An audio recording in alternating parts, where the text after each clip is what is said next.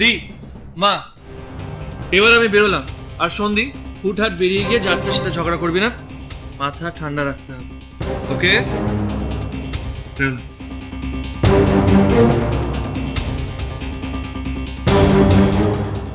হ্যাঁ না,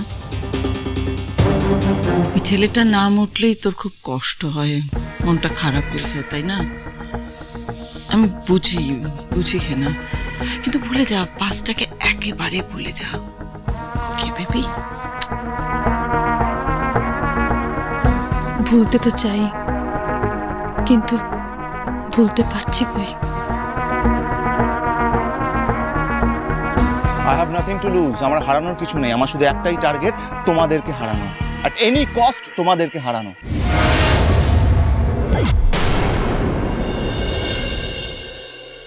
মেয়ে বটে ওই ইন্দিরা সরকার, একেবারে খাঁটি মানুষ।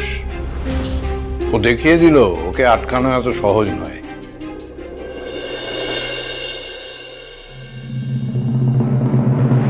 হ্যাঁ রে রাজা, তোর কি এতে কোন রকম? আছে বাবা, আছে। তার মানে তুই মেয়েটাকে সাহায্য করেছিস এই দুর্নীতিটা ফাঁস করায়? হ্যাঁ বাবা, আমি ওই ইন্দিরা সরকারকে সাহায্য করেছি।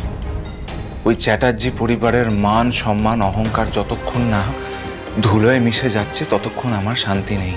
বেশ করেছিস। আমি বাবা হয়ে তোকে বলছি, তুই যা করেছিস বেশ করেছিস। আমি তোকে আটকাবো না, আমি তোর পেছনে সব সময় থাকবো।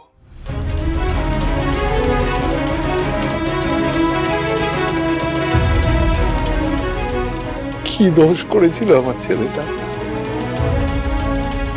একটা মেয়েকে ভালোবেসেছিল। ভালোবাসা কি অন্যায়? তার জন্য এত বড় শাস্তি? একটা গোটা রাত থানার লকআপে আমাকে আর আমার ছেলেদের কাটাতে হয়েছিল।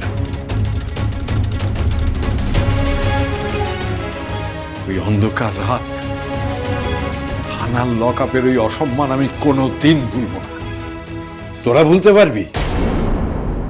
কোনো কোনো ঘটনা ভুলে যাওয়াই ভালো বাবা।